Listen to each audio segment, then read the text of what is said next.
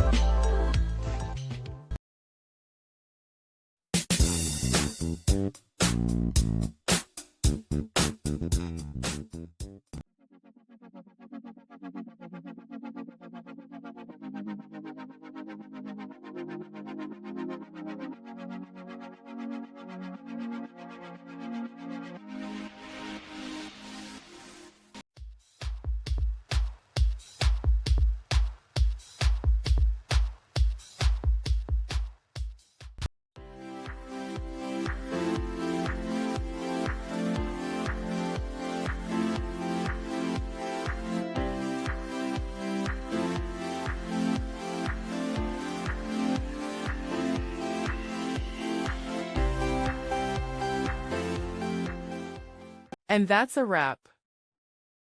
I hope you found the answer you were looking for. If you did, take a second to hit that subscribe button. It really helps out. And let me know in the comments which solution worked best for you. See you next time in the debug zone.